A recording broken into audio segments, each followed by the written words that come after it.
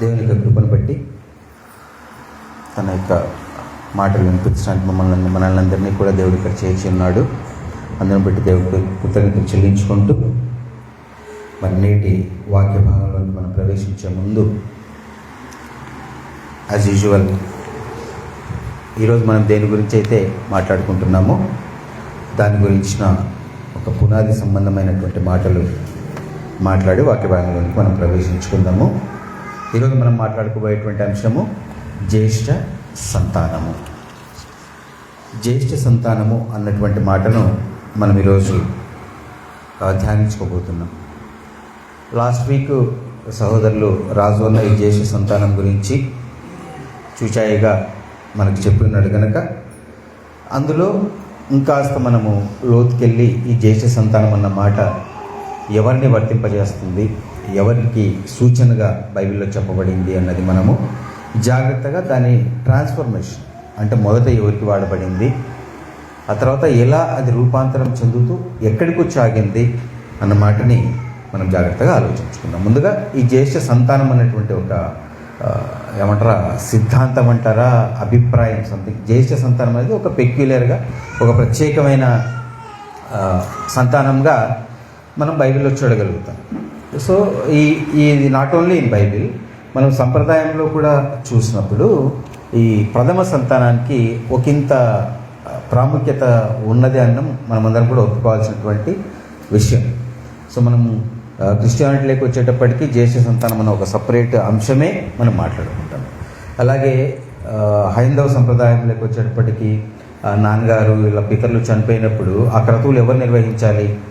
జ్యేష్ఠ సంతానం ఒక పెద్ద కొడుకే దాన్ని నిర్వహించాల్సినటువంటి ఒక సంప్రదాయం అక్కడ మనం చూస్తాం. సో అంటే నేను దాన్ని పోల్చి నేను చెప్పట్లేదు. జ్యేష్ఠ సంతానం అన్నటువంటి ఒక కాన్సెప్ట్ ఒక ప్రత్యేకమైన ఇదిగా చూడబడతా ఉందని మీకు గుర్తు చేయడానికి మాత్రమే అది చెప్తున్నది తప్పిస్తే దాంతో పోలిక కోసం అయితే నేను చెప్పట్లా. ఎందుకు జ్యేష్ఠ సంతానం అనేది ప్రముఖంగా ఎంచుకుంటామంటే ఫిజికల్గా అంటే బై బర్త్ జ్యేష్ఠ సంతానంలో ఏం డిఫరెన్స్ ఏమి ఉండదు.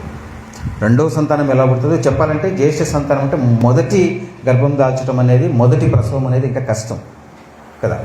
సో దాంట్లో డిఫరెన్స్ ఏమి ఉండదు, పుట్టుకలో ఎలాంటి డిఫరెన్స్ కూడా ఉండదు అనమాట జ్యేష్ఠ సంతానంలో. కాకపోతే పుట్టిన తర్వాత నార్మల్గా మనం సామాజిక కోణంలో మనం ఆలోచించినా కూడా పుట్టిన తర్వాత ఫస్ట్ బాధ్యత తెలిసి వచ్చేది ఎవరికి? జ్యేష్ఠ సంతానానికి.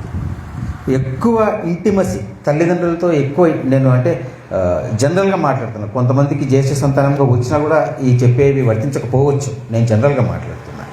సో అలాగే ఎక్కువ తల్లిదండ్రులతో ఇంటిమసీ ఏర్పడేది ఎవరికి? తల్లిదండ్రులు బాగా అర్థం చేసుకునే అవకాశం ఎవరికి వస్తుంది?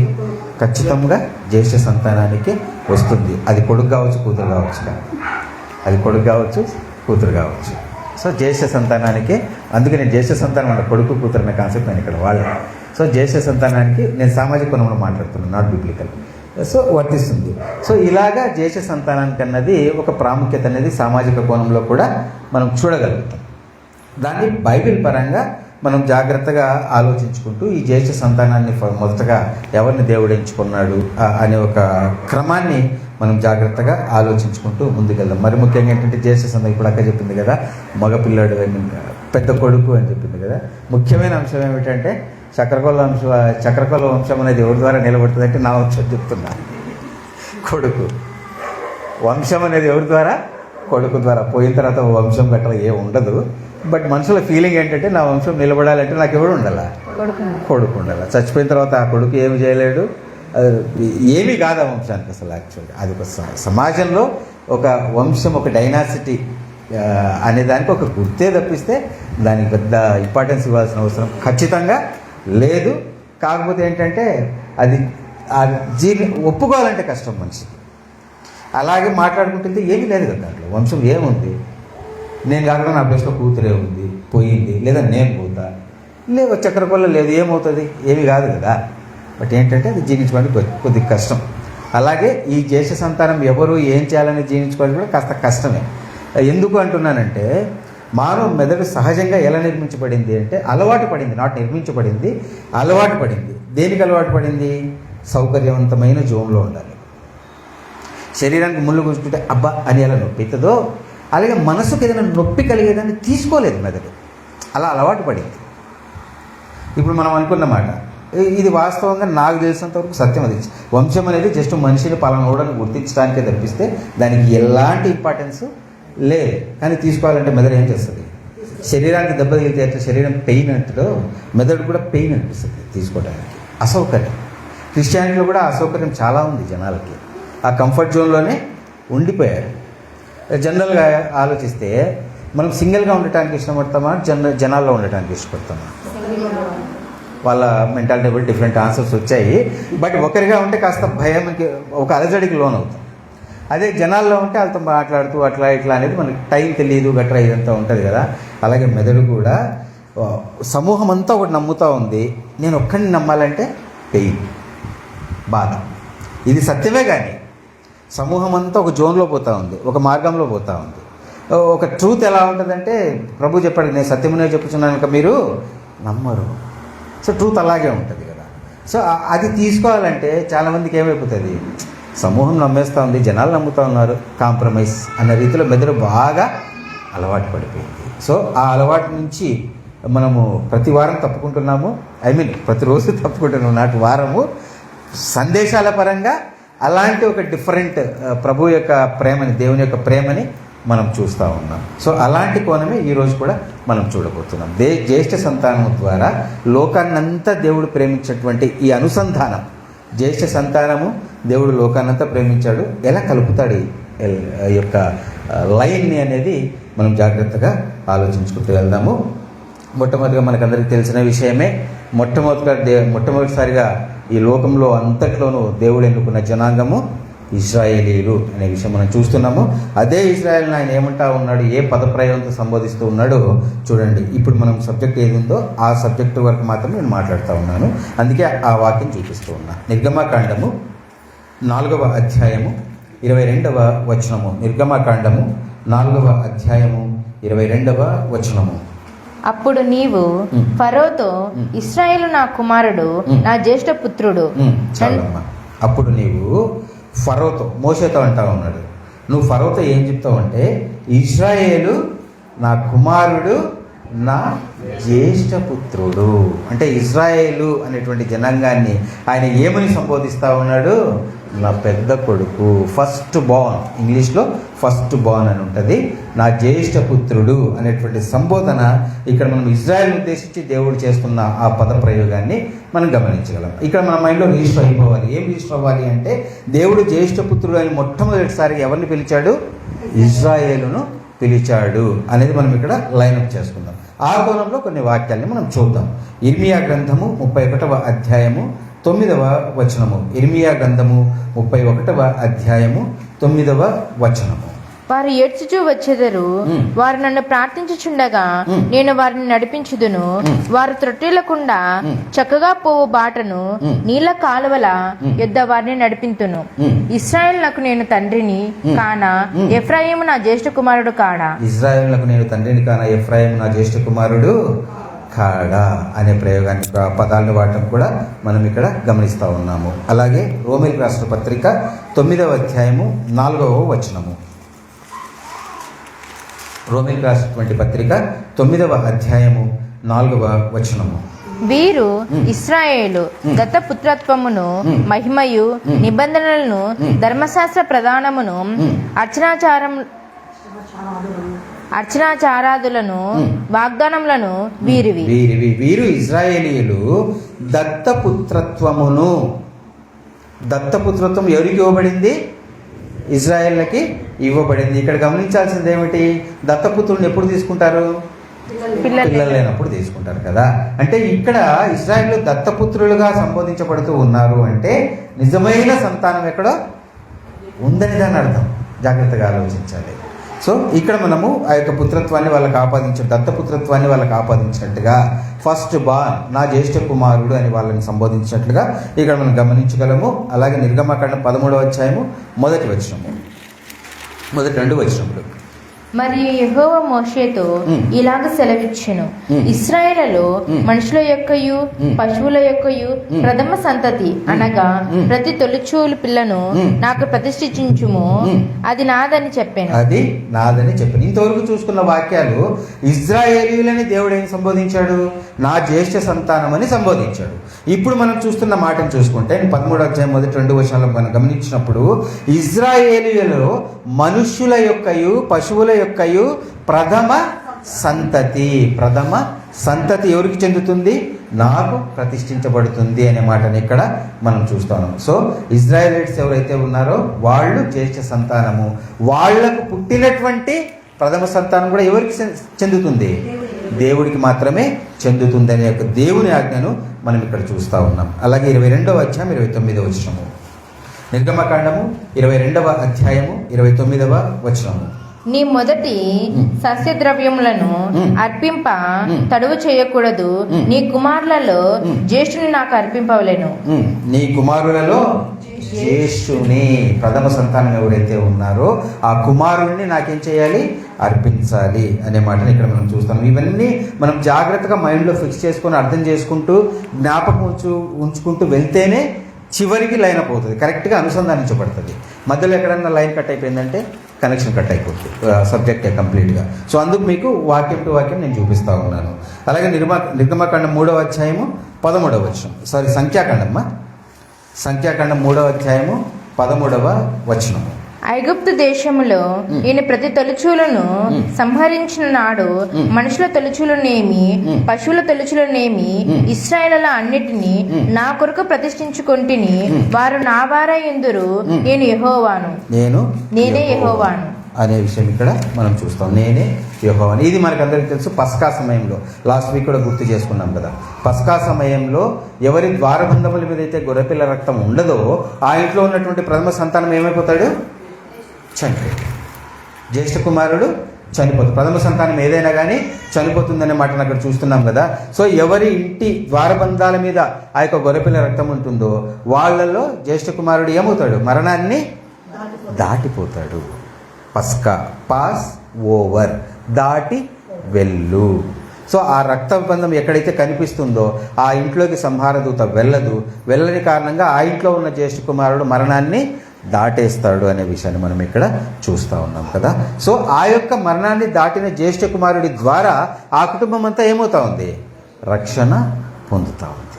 ఆ కుటుంబంలో ఇంకా మరణమే లేదు అనే మాట ఇక్కడ మనము అర్థం చేసుకోవాలి. ఇక్కడ కీ పాయింట్ ఏమిటి అంటే అక్కడున్న జ్యేష్ఠ సంతానం ఎవరైతే ఉన్నారో అతను మరణాన్ని దాటడం ద్వారా అతను మాత్రమే కాదు అతని ఇంట్లో ఉన్న వాళ్ళందరూ కూడా ఏమవుతున్నారు? మరణాన్ని దాటి వెళ్ళేటువంటి అవకాశం వాళ్ళకి లభించింది అనే మాటను మనం ఇక్కడ చూస్తూ ఉన్నాం అనేది జాగ్రత్తగా అర్థం చేసుకోవాలి. అలాగే ఈ జ్యేష్ఠ సంతానానికి మనం ముందుగా జ్ఞాపకం చేసుకోవాలి, కొన్ని ప్రివిలేజెస్ ఉన్నాయి, కొన్ని ప్రత్యేకమైన సౌకర్యాలు, ఆస్తి పంపకాల్లోనూ బాధ్యతలోనూ వీటన్నిటిలో కూడా ప్రత్యేకమైనటువంటి బాధ్యతలు హక్కులు జ్యేష్ఠ సంతానానికి ఇవ్వబడిన విషయాన్ని మనము చూసుకున్నాం. గత వారం రాజన్న క్లియర్గా చెప్పాడు, ఒకవేళ జ్యేష్ఠ సంతానం అయినా కూడా తనకు అర్హత లేకపోతే ఏమైపోతుంది? ఆ జ్యేష్ఠత్వపు హక్కు తీసివేయబడి అర్హులు ఎవరో వాళ్ళకి ఇవ్వబడిన విషయాన్ని సోదాహరణగా అంటే ఉదాహరణ చూపిస్తూ రాజన్న క్లియర్ చేశారు. ఒక్కసారి సందర్భం కాబట్టి జ్ఞాపకం చేసుకుందాం. దినవృత్తాంతంలో మొదటి గ్రంథము దినవృత్తాంతంలో గ్రంథము 5వ అధ్యాయము 1వ వచనము. ఇశ్రాయేలు తొలిచూలు కుమారుడైన రూబేను కుమారుల వివరము. ఇతడు జ్యేష్ఠుడై ఎండిన గాని తన తండ్రి పరువును తాను అంటుపరిచిన తన తండ్రి పరుపును అంటుపరిచినందున అతని జన్మ స్వాతంత్రము ఇశ్రాయేలు కుమారుడైన యోసేపు కుమారులకు ఇవ్వబడెను. అయితే వంశావళిలో యోసేపు జ్యేష్ఠుడుగా దాఖలు చేయబడెను. వంశావళి చూసినప్పుడు యోసేపు జ్యేష్ఠుడు కాదు. జ్యేష్ఠుడు ఎవరు? రూబేను జ్యేష్ఠుడైనా కూడా ఆ రూబేను చేసిన ఒక తప్పిదము కారణంగా ఆ యొక్క జ్యేష్ఠత్వ హక్కును దేవుడు తనకి ఇవ్వకుండా ఎవరికి ఇచ్చాడు? యోసేపు కుమారులకు ఇవ్వబడినట్టుగా మనం ఇక్కడ చూస్తాం. ఏమిటది? పరుపును తాను అంటుపరిచినందున, అంటే తన పినతల్లితో తానేం చేశాడు? శైలి. చూడండి ఒకసారి 35వ అధ్యాయం 22వ వచనము. నిర్గమకాండం 35వ అధ్యాయము 22వ వచనము. స్త్రీలు గాని పురుషులు చేయుటకు గాని ఉమ్. ఎవరెవరి హృదయములు ఉమ్. వారిని ప్రేరేపించును ఉమ్. వారందరూ యెహోవాకు బంగారు అర్పించిన ప్రతివాడును ఉమ్. ముక్కలను ఉమ్. పోగులను ఉమ్. ఉంగరములను ఉమ్. తాపరములను సమస్త విధమైన బంగారు వస్తువులను తెచ్చిరి. 23వ వచనమ్మా. నిర్గమకాండము 35వ అధ్యాయం 23. జెనసిస్ ఆది కాండము ఇక్కడ జెనసిస్ అని రాసుకున్నా, నీకు నిర్గమకాండం అని చెప్పాను. ఆది కాండం 35వ అధ్యాయం 22వ వచనమ్మా. యాకోబు కుమారుడు 12. ఉమ్. యాకోబు జ్యేష్ఠ కుమారుడు రూబేను, ఉమ్. షిమ్యోను, ఉమ్. లేవి, ఉమ్. యూదా, ఉమ్. ఇష్మాకారు, ఉమ్. జెబూలూను ఉమ్. వీరు లేయా కుమారుడు. ఉమ్. రాహేలు కుమారులు ఉమ్. యోసేపు, బెన్యామీను. 23 23 వరకు వచ్చావా? ఒక్క నిమిషం.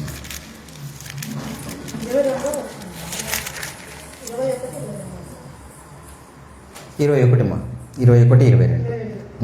ఇశ్రాయేలు ప్రయాణమైపోయి ఉమ్. మిగ్దాలు ఏదేరు ఉమ్. పర్వతన ఉమ్. గుడారము వేసెను. ఉమ్. ఇశ్రాయేలు ఆ దేశంలో నివసించినప్పుడు ఇజ్రాయేలు ఆ దేశంలో నివసించుచున్నప్పుడు రూబేను వెళ్ళి ఉమ్. తన తండ్రి ఉమ్. ఉపపత్ని అయిన ఉమ్. బిల్హాతో ఉమ్. చెల్లించెను. ఉమ్. ఆ సంగతి ఉమ్. ఇశ్రాయేలుకు వినబడెను. ఇశ్రాయేలునకు వినపడెను. రూబేను అక్కడ తప్పిదం చేసినట్లుగా మనం బైబిల్ గ్రంథంలో చూస్తూ ఉన్నాం కదా.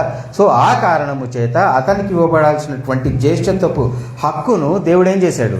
యోసేపు కుమారులకు ఇచ్చినట్లుగా మనం ఇక్కడ చూడగలుగుతా ఉన్నాము. అలాగే చూడండి, దినవృత్తాంతముల 2వ గ్రంథము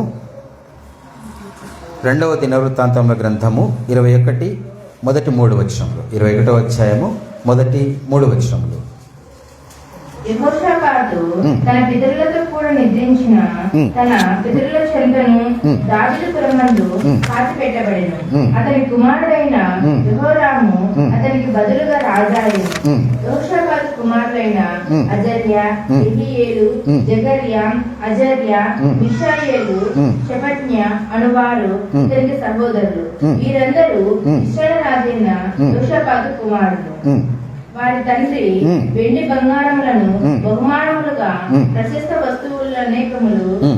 యూదా దేశంలో ఉమ్. ప్రాకారం గల పట్టణములను ఉమ్. వారికి ఇచ్చెను. ఉమ్. అయితే యెహోరాము ఉమ్. జ్యేష్ఠుడు గనుక ఉమ్. అతనికి రాజ్యం ఇచ్చెను. అయితే యెహోరాము జ్యేష్ఠుడు గనక, అంటే పెద్ద కుమారుడు గనక యెహోరాముకి ఏమి ఇచ్చాడట? రాజ్యం ఇచ్చాడు. మిగిలిన వాళ్ళందరికీ ఆ యొక్క నగలు గట్రా అవన్నీ కూడా వెండి బంగారాలు పంచినట్లుగా మనం ఇక్కడ చూస్తూ ఉన్నాం. అంటే ఒక ప్రత్యేకమైన ఆస్తి పంపకాల్లో కూడా పెద్ద కుమారుడికి ఎలా ఉంది? ఒక ప్రత్యేకమైన భాగం ఉంది. ఇది కరెక్ట్గా కనెక్ట్ అవుతుంది మనకు. అందుకే ఇవన్నీ కూడా మనం ధ్యానిస్తూ ఉన్నాం. అలాగే ద్వితీయోపదేశకాండం 21వ అధ్యాయం 16-17 వచనములు.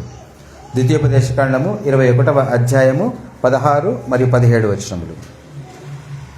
జ్యేష్ఠ కుమారుడు ఉమ్. వేషింపబడిన దాని ఉమ్. కొడుకైనను ఉమ్.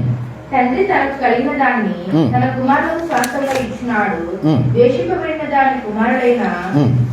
జ్యేష్ఠునికి మారుగా ఉమ్. ప్రేమింపబడిన దాని కుమారుని ఉమ్. జ్యేష్ఠునిగా చేయకూడదు. ఉమ్. ద్వేషింపబడిన దాని కుమారునికి ఉమ్. తండ్రి తన ఆస్తి అంతటిలో ఉమ్. రెట్టింపు భాగం ఇచ్చి ఉమ్. వాణిని జ్యేష్ఠునిగా ఎంచవలెను. ఉమ్. వీడు వాణి ఉమ్. బల ప్రారంభం కనుక కనుక ఉమ్. జ్యేష్ఠత్వకారము వీనిది. అంటే రూల్స్ అండ్ రెగ్యులేషన్స్ ఏమిటి? ఒకవేళ తండ్రి ద్వారా ఒక భార్యకి పెద్ద కుమారుడు పుట్టినప్పుడు అది ద్వేషింపబడినది అయినప్పటికంటే, ఆ స్త్రీని ద్వేషింపబడిన స్త్రీ అయినప్పటికీ ఆ స్త్రీకి పుట్టిన కుమారుడు ఏమవ్వాలి? జ్యేష్ఠత్వపు హక్కుదారుడిగా ఉండాలి. నేను ద్వేషిస్తున్నాను కాబట్టి అతన్ని నేను జ్యేష్ఠుడిగా ఎంచను అంటే కుదరదు అనేటువంటి మాటని ఇక్కడ మనం చూస్తూ ఉన్నాం. ఎందుకు ఇంత స్ట్రిక్ట్గా ఇచ్చాడు దేవుడు జ్యేష్ఠత్వకు సంబంధించి అనేది మనం ఆలోచిస్తే, ఒకానొక సందర్భంలో ఎప్పుడైతే ఏశావు సందర్భాన్ని మనం చూస్తామో, ఇస్సాకి ఎలా భయపడతాడండి చూడండి ఒకసారి. ఆదికాండం 27వ అధ్యాయం 33వ వచనము. ఆదికాండం 27వ అధ్యాయము 33వ వచనము. 33కా? ఇస్సాకు మిక్కటముగా గడగడ వణుకుచు, అట్లయితే ఉమ్. వేటాడిన భోజనమును నా యుద్ధకు తెచ్చిన వారెవరు? నీవు రాకమునకు నేను వాటన్నిటిలో తిని అతని నిజముగా దీవించాను. జాగ్రత్తగా ఆలోచిస్తే ఇది మనకు చాలా సింపుల్ కనిపించిన, ఇస్సాకు మిక్కుటముగా గడగడ వణుకుచు. ఎందుకు వణికాడు? ఎవరికైతే జ్యేష్ఠత్వపు హక్కు ఇవ్వాలో ఆయనకు పోకుండా వేరే ఆయనకేమైపోయింది? జ్యేష్ఠత్వపు హక్కు సంక్రమించిందే అని చెప్పేసి ఏమైపోయాడంట ఇస్సాకు? గడగడ గడగడ వణుకుతా ఉన్నాడు. ఇక్కడ ఎందుకు నేను గడగడ వణుకుచు అని మీకు హింట్ ఇస్తున్నానంటే, జ్యేష్ఠత్వపు హక్కుకు ఉన్నటువంటి ఒక ప్రాముఖ్యత, ఎంత ఇంపార్టెన్స్ లేకపోతే, ఎంత ప్రాముఖ్యత లేకపోతే ఇస్సాకు అంత భయపడతాడు కదా. సో అంతటి ప్రాముఖ్యత జ్యేష్ఠత్వానికి ఉంది బైబిల్లో. అంత గొప్ప బాధ్యత. అంటే మొట్టమొదటిగా పుట్టిన కుమారుడు తల్లిదండ్రుల మనసును ఎలా అర్థం చేసుకుంటాడో, ఆ బాధ్యతలను ఎలా తీసుకుంటాడో, అదే బాధ్యత జ్యేష్ఠత్వానికి ఇవ్వబడింది. అంత గొప్ప బాధ్యత ఉంది. ఒక పెద్ద కొడుకు ఇంటిని ఏం చేస్తాడండి? తండ్రి తర్వాత తండ్రి ఎవరు ఇంటికి? పెద్ద కొడుకు. సో ఆ ఇంటిని సమూలంగా తండ్రి తర్వాత నడిపించేటువంటి బాధ్యత ఎవరి మీద ఉంటుంది? పెద్ద కొడుకు మీద ఉంటుంది. ఇంటి మీకు ఎప్పటికి అర్థమైపోయింది. అది ఈ యొక్క సమస్త సృష్టి దేవుని ఇల్లు అయితే, దేవుని ఇల్లు నడపాల్సిన బాధ్యత ఎవరికి ఉంటుంది? పెద్ద కొడుకు ఉంటుంది, జ్యేష్ఠులకు ఉంటుంది. అది అక్కడ కుటుంబంలో చెప్పాడు దేవుడు. ఇక్కడ ఏం చెప్తా ఉన్నాడు మనకి? తర్వాత చూద్దాం, ఇప్పుడే వద్దులే కదా. జాగ్రత్తగా మనం ఆలోచించాలి. సో అంతటి ప్రాముఖ్యత ఈ యొక్క జ్యేష్ఠత్వానికి బైబిల్లో ఉంది అనే విషయాన్ని మనం ఇక్కడ చూస్తున్నాం. సో ఇజ్రాయేల్ని ఏమని పిలిచాడు దేవుడు? జ్యేష్ఠుడు అని పిలిచాడు. ఇజ్రాయేల్ ప్రథమ సంతానాన్ని నాకు ప్రతిష్ఠించింది అని చెప్పాడు కదా. అది మెల్లిగా ట్రాన్స్ఫర్మేషన్ ఏమవుతుందో చూద్దాం ఒకసారి. సంఖ్యాకాండము 8వ అధ్యాయము 17, 18, 19 వచనములు. సంఖ్యాకాండము 8వ అధ్యాయము 17, 18 మరియు 19 వచనములు. మనుషులలోను పశువులలోను ఇశ్రాయేలులో తొలిచూలి అయినది యావత్తును నాది. ఐగుప్తు దేశంలో తొలిచూలి అయిన ప్రతి వాణిని నేను సంహరించిన నాడు వారిని నా కొరకు ప్రతిష్ఠించుకొంటిని. ఇశ్రాయేలులో తొలిచూలి అయిన ప్రతి వానికి మారుగా లేవీయులను తీసుకొని ఉన్నాను. రైట్. ఇజ్రాయేలును జ్యేష్ఠుడు అని పిలిచారు. ఇజ్రాయేల్ సంతానం, జ్యేష్ఠ సంతానం నాకు ప్రతిష్ఠించుకున్నాను అని దేవుడు చెప్పాడు కదా. ఇంకొకసారి 18వ వచనం రిపీట్ చేయమా. ఇజ్రాయేలీయులలో తొలిచూలైన ప్రతి వానికి మారుగా, తొలిచూలైన ప్రతి వానికి మారుగా లేవీయులను తీసుకొని ఉన్నాను. తర్వాత 19వ వచనం. ప్రత్యక్షపు గుడారములో ఇశ్రాయేలు నిమిత్తము సేవ చేయుటకును, ఇశ్రాయేలు నిమిత్తము ప్రాయశ్చిత్తము చేయుటకును ఇశ్రాయేలులో లేవీయులను అహరోనునకును అతని కుమారులకు ఇచ్చి అప్పగించి ఉన్నాను. అందువలన ఇశ్రాయేలును పరిశుద్ధ మందిరములకు సమీపించినప్పుడు ఏ తెగులైనను ఇశ్రాయేలుకు సంభవింపకపోవునని చెప్పాను. గత కాలంలో, అంటే ఆ గతంలో పస్కా యొక్క ఆ సంహార దూత దేని కారణంగా సమీపించలేదు? జ్యేష్ఠ కుమారుడు యొక్క మరణం దాటి వెళ్ళటానికి గొర్రెపిల్ల రక్తము ద్వారా ఆ ఇంట్లోకి వెళ్ళే అవకాశం లేకుండా పోయింది కదా. ఇక్కడ మనం చూస్తా ఉన్నాము, అక్కడ జ్యేష్ఠ కుమారుడు కారణమైతే ఇక్కడ ఎవరు కారణమవుతున్నారు? లేవీయులు కారణమవుతున్నారు. అందువల్ల ఇశ్రాయేలు పరిశుద్ధ మందిరం సమీపించినప్పుడు ఏ తెగులైనను ఇశ్రాయేలుకు సంభవింపకపోవును అని చెప్పాను. లేవీయుల కారణంగా. అంటే ఇజ్రాయేళ్లకు జ్యేష్ఠత్వం ఇచ్చినటువంటి దేవుడు ఆ జ్యేష్ఠత్వంలోనికి ఎవరిని తీసుకొచ్చాడు? ఇప్పుడు లేవీయులను తీసుకొచ్చిన క్రమాన్ని మనం చూడగలం. ఎందుకు లేవీయులను ఎంచుకున్నాడన్న విషయం మనకందరికీ కూడా తెలుసు అనుకుంటున్నా. ఎందుకు లేవీయులను మాత్రమే ఇది చాలా ప్రాముఖ్యమే, అంటే ప్రతిదీ ప్రాముఖ్యమే, నాకు చెప్పాలనిపిస్తుంది. ఎందుకు లేవీయులను ఎంచుకున్నాడు?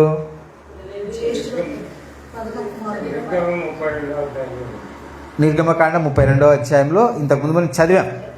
26వ వచనము. నిర్గమకాండము 33వ అధ్యాయము. అవును మేడం, 32:26.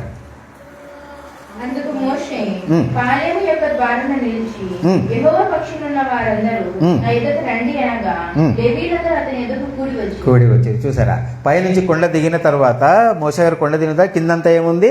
అందరూ వాళ్ళ వాళ్ళ ఇష్టానుసారంగా ఉన్నారు, దూడను చేసుకున్నారు, దూడను ఇదంతా జరుగుతూ ఉంది, పూజించడం జరుగుతూ ఉంది కదా. ఆ టైంలో మోషే ద్వారా ఒక పిలిపించాడు. ఆయన ఏమని? పాలెము యొక్క ద్వారమున నిలిచి యెహోవా పక్షమున ఉన్న వారందరూ నా యుద్ధకు ఇది ముఖ్యమని నేను ఎందుకన్నాను అంటే సమాజం అంతా ఎలా ఉంది? విగ్రహారాధనలో. సమాజం అంతా విగ్రహారాధనలో ఉంది. అంటే ఒక ప్రతికూలమైన పరిస్థితిని అంగీకరించి ఒక గుంపు యెహోవా పక్షమున నిలబడింది. వాళ్ళు ఇప్పుడు ఏమని పిలువబడతా ఉన్నారు? లేవీలుగా పిలువబడతా ఉన్నారు.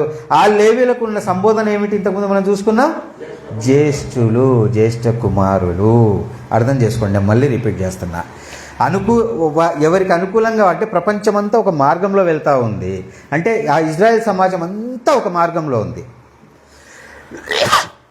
ఈ యొక్క లేవీలు అంటే అదంతా అనుకూలం.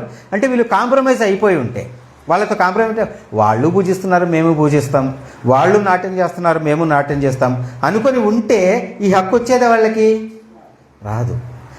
చుట్టూ అందరికీ అనుకూలమైన వాతావరణంలో ప్రతికూలమైనా కూడా అంగీకరించి దేవుని పక్షమున నిలబడ్డారు కాబట్టే వాళ్ళు లేవీయులయ్యారు, జ్యేష్ఠులయ్యారు. ఇవాళ కూడా సమాజం అంతా ఒకవైపు వెళ్తూ ఉంటే దానికి అది ప్రతికూలమైన, నాకు మనకు ఈ విధానం ప్రతికూలమైనా కూడా దేవుని పక్షమున ఖచ్చితంగా ఎవరైతే నిలబడగలుగుతారో వాళ్ళు లేవీయులు అవుతారు, వాళ్ళు జ్యేష్ఠులు అవుతారు. ఇది అందుకే నేను మరీ ముఖ్యమని నొక్కి వక్కానిస్తూ ఉన్నాను. మేబీ అది ఎక్కడైనా జరగవచ్చు. టు బి ఫ్రాంక్, మొహమాటం లేకుండా మాట్లాడాలంటే ఇక్కడ కూడా జరగవచ్చు. నా అభిప్రాయం మీ అందరికీ వ్యతిరేకం అయిండొచ్చు, కానీ దేవుడు అది నాకు బయలుపరిచినప్పుడు సమాజం అంతా ఎటుపోతుందో పట్టించుకోకుండా వారికి ప్రతికూలమైన, వారు నన్ను వ్యతిరేకించిన దేవుడు ఏదైతే ఏర్పాటు చేశాడో ఆ మార్గంలో నడిచినప్పుడు మాత్రమే నేనేమవుతాను?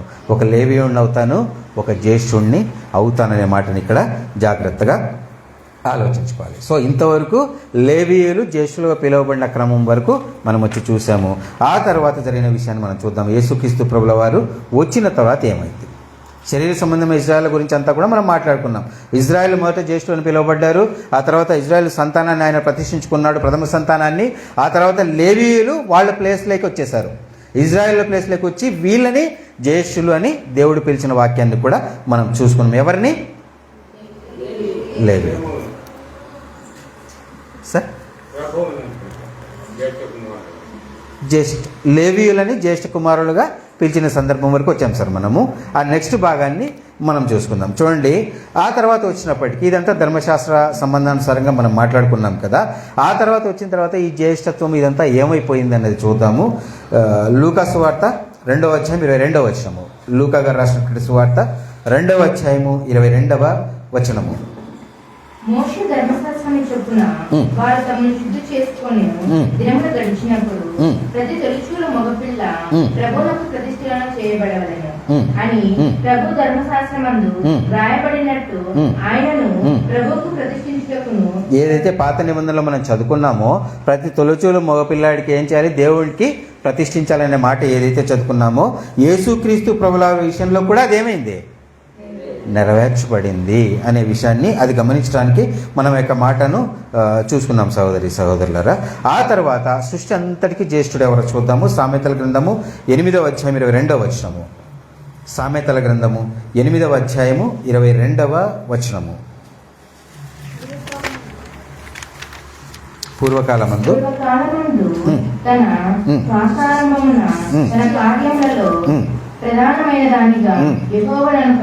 యెహోవా నన్ను కలుగజేసెను. మొట్టమొదటిగా సృష్టి అంతటికన్నా ప్రారంభములో చేయబడిన వ్యక్తి ఎవరు? యేసుక్రీస్తు ప్రభుల వారు. అంటే ప్రపంచం అంతటికీ జ్యేష్ఠుడు ఎవరు? యేసుక్రీస్తు ప్రభుల వారు అనే మాటను మనం ఇక్కడ చూస్తా ఉన్నాం. అంటే పాత నిబంధనలో జ్యేష్ఠత్వం ఎలా ఒక సంపూర్ణ రూపానికి వస్తూ ఉంది అనేది మనం జాగ్రత్తగా వాక్యానుసారంగా ఆలోచించుకుంటా ఉన్నాం. భూ సంబంధమైన వాళ్ళలో జ్యేష్ఠుడు ఎవరు? ఆదాం. చెప్పాడు కదా లాస్ట్ వీక్ రాజన్న. భూ సంబంధమైన శరీర సంబంధమైన వాళ్ళలో ఆదాము జ్యేష్ఠుడుగా ఉన్నాడు. అందుకే ప్రభువు కూడా ఎలా వచ్చాడు? కడపటి ఆదాముగా వచ్చాడు. అంటే జ్యేష్ఠత్వం ఎలా ఉంది? కరెక్ట్గా మ్యాచ్ అయ్యే రకంగా మనం ఇక్కడ వాక్యాలని గమనించుకోలేం సహోదరులరా. సో ఈ జ్యేష్ఠత్వం అనేది ఎలా ట్రాన్స్ఫార్మేషన్ అవుతూ వస్తూ ఉంది. జ్యేష్ఠుడు ఎవరు? యేసుక్రీస్తు. సృష్టికంతటికి కదా. ఒక్కసారి చూడండి, హెబ్రీయులకు రాసిన పత్రిక 3వ అధ్యాయము 1వ వచనము. హెబ్రీయులకు రాసినటువంటి పత్రిక 3వ అధ్యాయము 1వ వచనము. ఇందువలన పరలోక సంబంధమైన బలులలో పాలు పొందిన పరిశుద్ధ సహోదరులారా, మనము ఒప్పుకున్న దానికి అపోస్తలులను ప్రధాన యాజకుడైన యేసు మీద లక్ష్యముంచు. ప్రధాన యాజకుడునైన యేసు మీద లక్ష్యముంచుడి. పాత నిబంధనలో యాజకులు ఏ సంతతి వారు? గట్టి చెప్పా, వాక్యం చూసుకున్నాం కదా. కన్ఫ్యూజన్ ఉందేమో చూడండి. సంఖ్యాకాండం 3వ అధ్యాయము 45వ వచనము. సంఖ్యాకాండం 3వ అధ్యాయము 45వ వచనము. నీవు ఇశ్రాయేలు తొలిచూలైన ప్రతివానికి మారుగా లేవీలను వారి పశువులకు ప్రతిగా లేవీల పశువులను తీసుకొనుము. లేవీయులు నావారయిందురు. లేవీయులు నావారయిందురు అని చెప్పారు కదా. అలాగే ఇప్పుడు మనం ఏం చదువుకున్నాము? ప్రధాన యాజకుడైన యేసు మీద లక్ష్యముంచుడి. లేవీ సంతతిని సూచించట్లేదా ఇది? యాజకత్వం అన్నది అక్కడ లేవీలను దేవుడు ఏమని పిలిచాడు? జ్యేష్ఠులు అనే పదము లేవీలకు ఇచ్చాడు. సో అదే క్రమంలో యేసుక్రీస్తు ఇక్కడ మనకు కనిపిస్తూ ఉన్నాడు. అంటే లేవీయులు యాజకత్వం అనే క్రమాన్ని మనం ఇక్కడ చూస్తూ ఉన్నామనే మాటని ఇక్కడ గమనించగలం. యేసుక్రీస్తు అందరిలోకి ఎలా ఉన్నాడు? జ్యేష్ఠుడుగా మనం గమనించుకున్నాం కదా. జాగ్రత్తగా మనం ఆలోచించాలి. సో ఈ జ్యేష్ఠత్వము చివరికి ఎవరికి ఆపాదించబడతా ఉంది? యేసుక్రీస్తు ప్రభుల వారికి ఆపాదించబడుతున్న విషయాన్ని మనం గమనించగలం. సో ఎవరైతే ప్రభువులోకి వస్తున్నారో, ఆ శరీరంలో ఎవరైతే భాగస్థులు అవుతున్నారో వాళ్ళందరూ ఏమవుతున్నారు? జ్యేష్ఠులుగా, జ్యేష్ఠుల సంఘములో చేర్చబడతా ఉన్నారు. సో జ్యేష్ఠత్వము మొట్టమొదటిగా ఇజ్రాయెల్ దగ్గర ప్రారంభమై ఎక్కడికి వచ్చి ఆగింది? జ్యేష్ఠులు సంఘము దగ్గరికి వచ్చి ఆగింది. సంఘములో ఎవరైతే జాయిన్ అవుతా ఉన్నారో, ఆయన శరీరంలో ఎవరైతే జాయిన్ అవుతా ఉన్నారో వాళ్ళకి జ్యేష్ఠులు అనే ఒక పిలుపు ఇవ్వబడుతూ ఉంది. మనం వాక్యానుసారంగా మనం ఆలోచించుకుందాం. సో వీళ్ళకి సపరేట్ గిఫ్ట్ కూడా ఉంది కదా. అక్కడ సపరేట్ గిఫ్ట్ ఉంది ప్రథమ సంతానానికి. అందుకే ఇసాక్ ఏమన్నాడు? గడగడ వణికాడు కదా. అంత గొప్ప బహుమానం. మరి భూ సంబంధమైన ఆస్తికో, భూ సంబంధమైన ఆశీర్వాదాలకో ఇస్సాకు గారు అంత గడగడా వణికితే, ఇప్పుడున్న జ్యేష్ఠులకి, ఇప్పుడున్న జ్యేష్ఠ సంతానానికి ఎంతటి బహుమానం ఉంది? ప్రకటన గ్రంథం 20వ అధ్యాయము 6వ వచనము. ప్రకటన గ్రంథము 20వ అధ్యాయము 6వ వచనము. ఈ మొదటి పునరుత్థానములో కానుకల వారు ధన్యులను పరిశుద్ధులై యుందురు. ఈ వారి మీద రెండవ మరణమునకు అధికారము లేదు. వీరు దేవునికి క్రీస్తుకు యాజకులై క్రీస్తుతో కూడా 1000 సంవత్సరాలు రాజ్యము చేయుదురు. చూసారా? వీరు దేవునికిని క్రీస్తుకును యాజకులై అంటే లేవీయులు, జ్యేష్ఠులు, యాజకులై క్రీస్తుతో కూడా 1000 సంవత్సరములు రాజ్యము చేయుదురు. మరి ఇంత గొప్ప బహుమానం ఉన్నటువంటి జ్యేష్ఠ సంతానము ఎంత గడగడ వణకాలి. భూ సంబంధమైన ఆస్తి కొన్ని 100 కోట్లు అవ్వచ్చు, భూ సంబంధమైన పేరు ఎన్నో సంవత్సరాలు ఉండొచ్చు, మనం పోతే అదేది లేదు. సో అలాంటి దానికే వణికినప్పుడు, ఇంత గొప్ప గిఫ్ట్ ఇవ్వబడినప్పుడు, ఇప్పుడు ఎన్నికవుతున్నటువంటి జ్యేష్ఠ సంతానము ఎంత గడగడ వణుకుతూ భయంతో దేవుని పట్ల ప్రవర్తించాలి, దేవుని ఆజ్ఞలను అనుసరించాలనేది మనం జాగ్రత్తగా అర్థం చేసుకోవాలి. కొరింథీయులకు రాసినటువంటి మొదటి పత్రిక 15వ అధ్యాయము 20వ వచనము. కొరింథీయులకు రాసిన మొదటి పత్రిక 15వ అధ్యాయము 20వ వచనము. ఇప్పుడైతే నిద్రించిన వారిలో ప్రథమ ఫలముగా క్రీస్తు మృతుల నుండి లేపబడి ఉన్నాడు. ప్రథమ ఫలము, ఫస్ట్ బార్న్, ప్రథమ ఫలము. యేసుక్రీస్తుని ఇక్కడ ప్రథమ ఫలముగా దేవుడు పిలుస్తున్న విషయాన్ని చూస్తున్నాం. సో పుట్టిన వాళ్ళలో ప్రథమ ఫలం ఎవరు? సృష్టి అంతట్లో, నేను శరీర సంబంధంగా చెప్పట్లా, మొట్టమొదటిగా చేయబడిన వాడు యేసుక్రీస్తు. మొట్టమొదటిగా చావును జయించి పునరుత్థానుడైన వ్యక్తి యేసుక్రీస్తు. సంఘానికి శిరస్సు యేసుక్రీస్తు. సంఘములో జ్యేష్ఠుడు యేసుక్రీస్తు. ఈయన లేవీయుడుగా కూడా ఉన్నాడు. ఆ జ్యేష్ఠత్వంలోనికి మనం వెళ్ళే అవకాశము ఇవ్వబడింది. రోమీయులకు రాసిన పత్రిక 8వ అధ్యాయం 29వ వచనము. రోమీయులకు రాసినటువంటి పత్రిక 8వ అధ్యాయము 29వ వచనము. ఎందుకనగా తన కుమారుడు అనేక సహోదరులలో జ్యేష్ఠుడగునట్లు దేవుడు ఎవరిని ముందు ముందుగా ఎరిగెను, వాడు తన కుమారునితో సారూప్యం గల వాడొకటకు వాడిని ముందుగా నిర్ణయించను. అనేక సహోదరులలో జ్యేష్ఠుడగునట్లు. సహోదరులు అనేక మంది ఉన్నారు, వాళ్ళలో జ్యేష్ఠుడు యేసుక్రీస్తుగా ఉన్నాడు. ఆయనకు ఒక శరీరం ఇవ్వబడతా ఉంది. ఆ శరీరంలో మనమేమవుతున్నాం? భాగము అవుతున్నాం. ఓ కుటుంబము అన్న ఎలా చెప్తే అలా వినాలి అనే ఒక జ్యేష్ఠత్వపు హక్కుని ఎలాగ తీసుకుంటుందో, ఎలా పొందుతుందో, అలాగే సంఘము కూడా అన్న ఎలా చెబితే అలా వినాలి. జ్యేష్ఠులలో జ్యేష్ఠుడగునట్లు. అందరము సహోదరులంగా ఉన్నాము. మనందరికీ జ్యేష్ఠుడెవరు? యేసుక్రీస్తు. సో ఆ జ్యేష్ఠుడు ఎలా ఉన్నాడు? శిరస్సుగా ఉన్నాడు. ఈ శిరస్సు ఏమి చెబితే అది ఏం చేయాలి? మిగిలిన వాళ్ళందరూ కూడా చేయాల్సి. ఎంత అద్భుతమైన పోలిక. చాలామంది ఏంటంటే ఏమంటారు, తీయటి మాట అనాలో కాంప్రమైజింగ్ వర్డ్స్ అనాలో తెలియదు, కానీ సంఘము ఏ సంఘం అయితే ఏముంది? దేవుడి మాటలే కదా, అందరూ బైబిల్ నుంచే కదా. కానీ శిరస్సు 10 రకాల ఆలోచనలు చెప్తాయి. ఈ క్రీస్తుని శిరస్సు పక్కన పెట్టేయండి. మన శిరస్సు, మన తల మనకు 10 రకాల ఆలోచనలు ఇస్తుందా? ఒక మార్గంలో వెళ్ళాలనుకున్నప్పుడు అక్క సరే 10 రకాల మాటలు ఇస్తుంది, ఓకే. మన శిరస్సు కాబట్టి రైట్. నేను అడిగిందని మీరు రైటే చెప్పారు, నేను కాదనట్లా. సో మనం వెళ్ళేది 10 మార్గాల్లో వెళ్ళగలమా? Okay way, either right or wrong, okay వేలో మనం వెళ్తాం. సో మనం మనుషులం కాబట్టి 10 రకాల ఆలోచనలు. క్రీస్తు 10 రకాల ఆలోచనలు ఇస్తాడా? సో సంఘం అనేది ఒకటి ఉంది అంటే ఆలోచనలు ఎక్కడి నుంచి రావాలి? శిరస్సు నుంచి రావాలి. సో ఇక్కడంతా జ్యేష్ఠులతో నింపబడి ఉంది శరీరం అంతా. ఈ జ్యేష్ఠులు అందరిలోకి ఆయన జ్యేష్ఠుడు. సో ఈ జ్యేష్ఠులంతా ఎలా ఉంటారు? తలో దిక్కు, తలో పని, తలో రకంగా ఉండరు. ఎలా ఉంటారు? ఒకే ఆలోచన కలిగే ఉంటారు. అందుకే జ్యేష్ఠుల సంఘము అనేటువంటి మాటని ఇక్కడ మనం చూస్తూ ఉన్నాం. చూడండి, ఆ యొక్క మాటను చూస్తాము. హెబ్రీయులకు రాసిన పత్రిక 12వ అధ్యాయం 23వ వచనము. హెబ్రీయులకు రాసినటువంటి పత్రిక 12వ అధ్యాయము 23వ వచనము. రాయబడి ఉన్న జ్యేష్ఠ సంఘమునకును వారి మహోత్సవమునకును అందరి న్యాయాధిపతి అయిన దేవుని యొద్దకును సంపూర్ణ శుద్ధి పొందిన నీతిమంతుల ఆత్మల యొద్దకును క్రొత్త నిబంధనకు మధ్యవర్తి అయిన యేసు యొద్దకును హేబేలు కంటే మరి శ్రేష్టములకు ప్రోక్షణ రక్తమునకును వీరు వచ్చి ఉన్నారు. చూసారా, పరలోకమందు రాయబడి ఉన్న జ్యేష్ఠుల సంఘము. ఇజ్రాయేలుతో స్టార్ట్ అయినటువంటి జ్యేష్ఠత్వం అన్న పదం, శరీర సంబంధమైన ఇజ్రాయేల్తో స్టార్ట్ అయినటువంటి జ్యేష్ఠత్వం అన్నటువంటి పదము ఎక్కడ కంక్లూడ్ అయింది?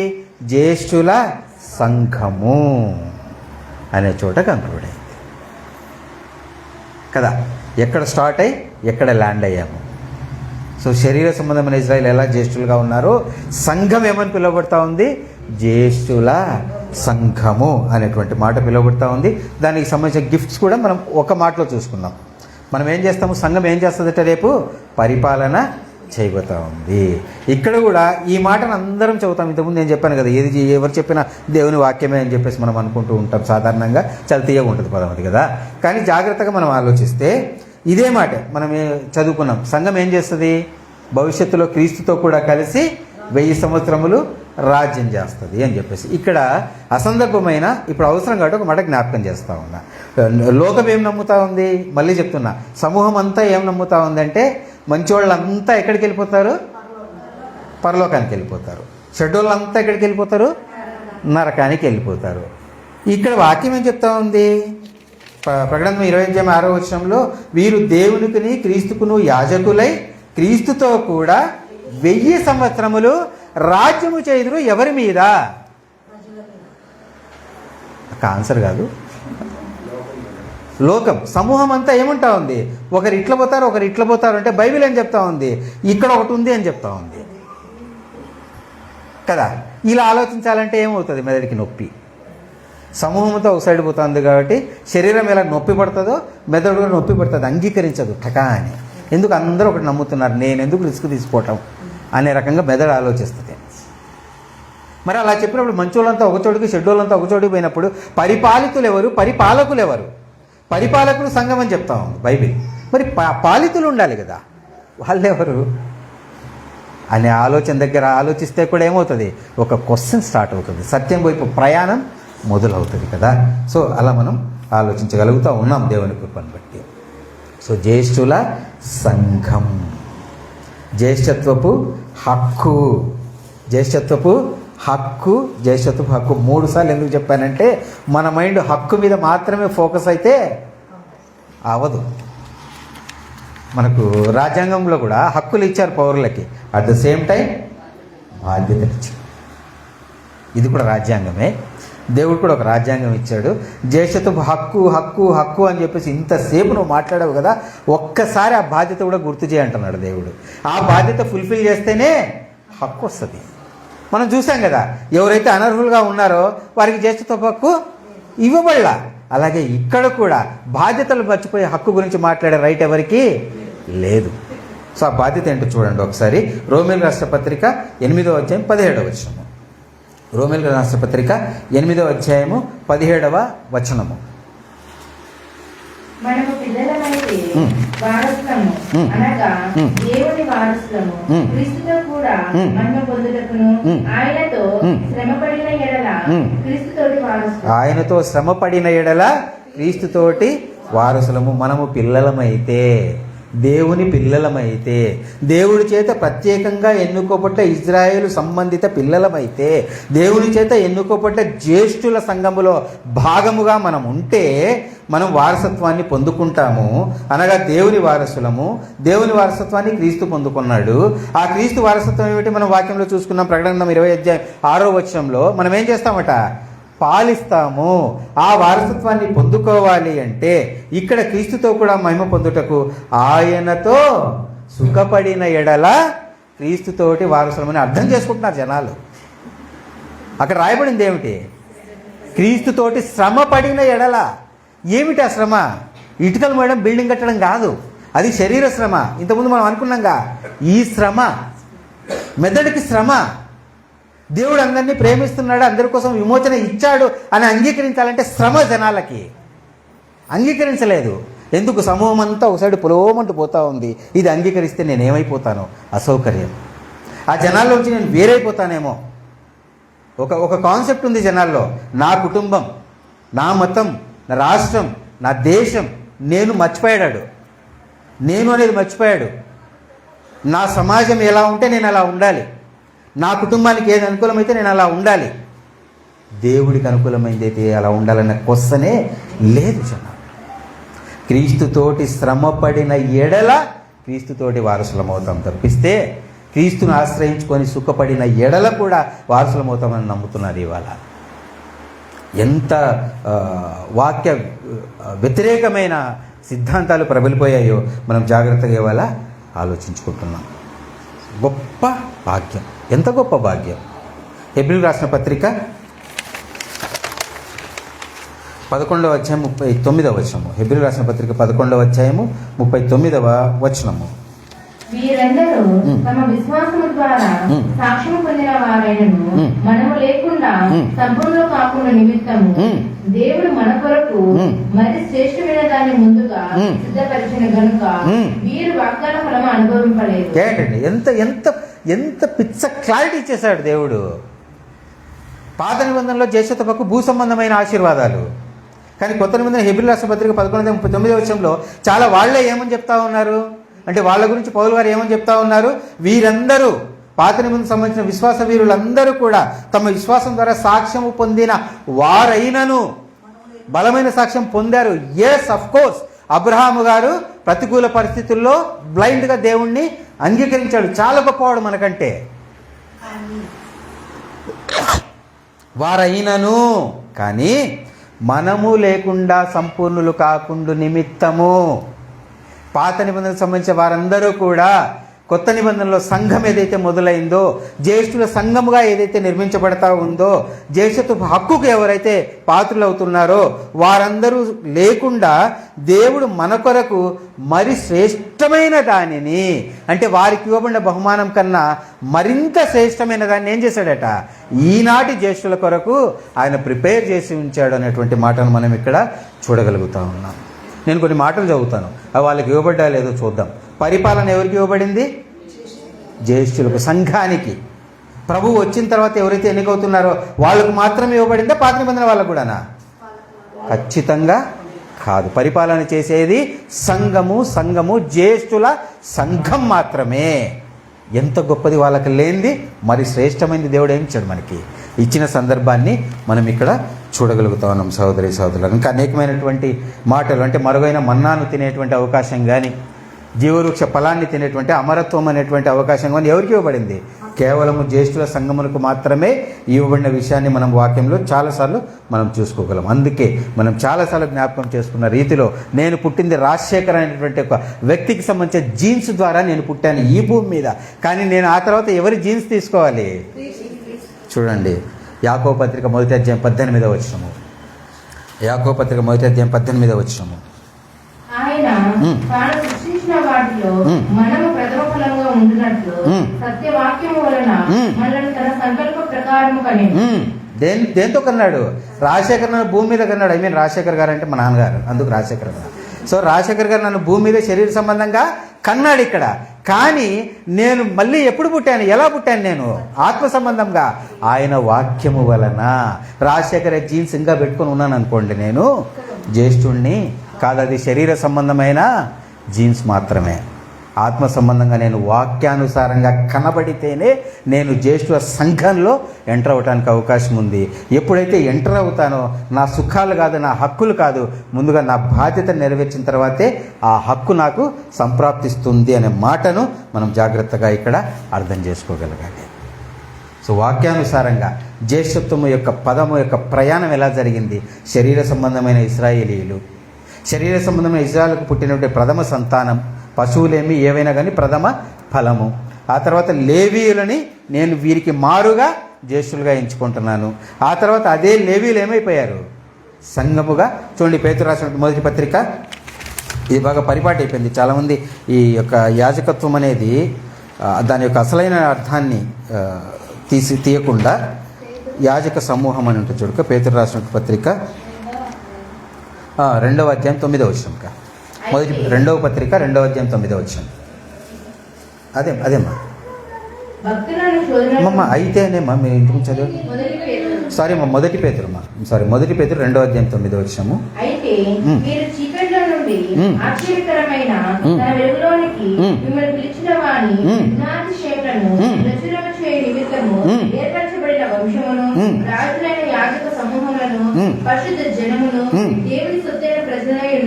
చూసారా, ఇదంతా ఒకే పోలికే కదా, ఒకే పోలిక. ఎలా పోల్చాడమ్మా? గుణాతిశయం ప్రచయం నిమిత్తము ఏర్పరచబడిన వంశము, రాజులైన యాజక సమూహము, పరిశుద్ధ జనము, దేవుని సొత్తైన ప్రజలు. ఈ మాట ఎవరిని ఉద్దేశించి చెప్తా ఉన్నారు? సంఘమును ఉద్దేశించి కదా. కానీ ఇప్పుడు జనాలు ఏమనుకుంటారు? ఈ యొక్క ఏర్పరచడం రాజులైన యాజక సమూహం. యాజక సమూహం అంటే ఎవరు? డ్రెస్ కూడా యాజకులు అంటే బాధ అనిపిస్తుంది. దేవుని వాక్యాన్ని ఈ రకంగా వాళ్ళ కట్టిపెట్టేసుకొని మేము సపరేట్రా బాబు అని చూసే జనాలు అనుకోవాలని, మాకు ప్రాముఖ్యతనివ్వండి అని చూసే జనాలు అనుకోవాలని సపరేట్ డ్రెస్ కోడ్, సపరేట్ ఇవన్నీ మెయింటైన్ చేస్తారు. కానీ దేవుని వాక్యం ఏం చెప్తా ఉంది? సకల సంఘానికి చెప్తా ఉంది. దేవుని సొత్తైన ప్రతి ప్రజకు చెప్తూ ఉంది. దేవుని యొక్క వాక్యం మాట్లాడుతూ ఉంది, మీరు యాజకులు. యాజక వర్గం ఇప్పుడు సపరేట్ లేదు. ఎవరైతే ఆయనలోకి వస్తూ ఉన్నారో, ఎవరైతే ప్రభువులో విశ్వాసం కలిగి ఆయన శరీరంలో పాలిభాగస్తులు అవుతా ఉన్నారో వారందరూ irrespective of male and female, వారందరూ కూడా ఎలా ఉన్నారు? యాజకులుగా దేవుని చేత ఎంచబడతా ఉన్నారు. వారే జ్యేష్ఠులుగా ఎంచబడతా ఉన్నారు. ఆ జ్యేష్ఠత్వపు హక్కు మనకి ఇవ్వబడింది. ఇప్పుడు ఒక్కసారి ఇస్సాక్ గారిని జ్ఞాపకం చేసుకుందాం మళ్ళీ ఒకసారి. సో అలాంటి గిఫ్ట్ పొందినటువంటి, ఆ శరీర సంబంధమైన గిఫ్ట్ పొందినట్టు వాళ్ళని చూసే ఇస్సాక్ గారు అంత గడగడ వణికిపోయాడే. మరి ఎంత పెద్ద గిఫ్ట్ ఉంది, ఎంత ఉన్నతమైన బహుమానం ఉంది. ఎంత ఉన్నతమైన బహుమానం అంటే సింపుల్ ఒక్క వర్డ్లో చెప్పాలంటే తన కుమారుణ్ణి కూడా ఇవ్వటానికి వెనుకాడని అబ్రాహాము గారికి లేనటువంటి బహుమానం. తన కుమారుణ్ణి కూడా ఇవ్వటానికి, బలివ్వటానికి వెనుకాడనటువంటి అబ్రహాము గారికి కూడా లేనటువంటి ఒక గొప్ప బహుమానం మనకి ఇవ్వబడిందే. మరి మనం ఎంత జాగ్రత్తగా ఉండాలి. సమాజం అంతా పొలం అంటే ఎటువైపు వెళ్ళిపోతుంటే అటువైపు మనం వెళ్ళటానికి సిద్ధపడతా ఉన్నామా లేదా దేవుడు మనకిచ్చిన వాక్యాన్ని అనుసరించి క్రీస్తు తోటి శ్రమపడి ఆ యొక్క వారసత్వాన్ని పొందుకోవటానికి మనం సిద్ధపడతా ఉన్నాం. మరి ముఖ్యంగా చివరిగా ముగింపులో ఉన్న మాట ఏమిటి అంటే, మరణించిన తర్వాత గిఫ్ట్ పొందుకుంటున్నాము, అది వాస్తవము. కానీ అంతకన్నా ముందు ఆయన చెప్పిన మాట ప్రకారం భూమి మీద జీవిస్తే ఆ జీవిత విధానమే డిఫరెంట్. ఆ జీవిత విధానమే ఒక డిఫరెంట్ ఉంటుంది. అసలు అది ఎలా ఉంటుందంటే దాన్ని అనుభవిస్తే తప్ప మాటల్లో మనం చెప్పలేము. ఆ ధైర్యం అవ్వచ్చు, ఆ గుండె నిబ్బరం అవ్వచ్చు, ఆ సహనం అవ్వచ్చు, ఆ ఓదార్పు అవ్వచ్చు, ఏదైనా అవ్వచ్చు, అది నెక్స్ట్ లెవెల్లో ఉంటుంది. ఈ భూమి మీదే చెప్తున్నా నేను. అలా మనము జీవిస్తే మనం మరణించిన తర్వాత ఒక గొప్ప బహుమానాన్ని దేవుడు ఇవ్వబోతున్నాడు. అలాంటి జ్యేష్ఠత్వపు హక్కును మనకిచ్చాడు. కాపాడుకోవాల్సిన బాధ్యత మనకుంది. ఏశావులాగా ఆశకెళ్ళిపోయి వదిలేసుకుంటామా లేదా పొందుకుంటామా అనేటువంటి నిర్ణయాన్ని దేవుడు మనకే వదిలేశాడని వివరిస్తూ ముగించుకుంటున్నాను. Thank you.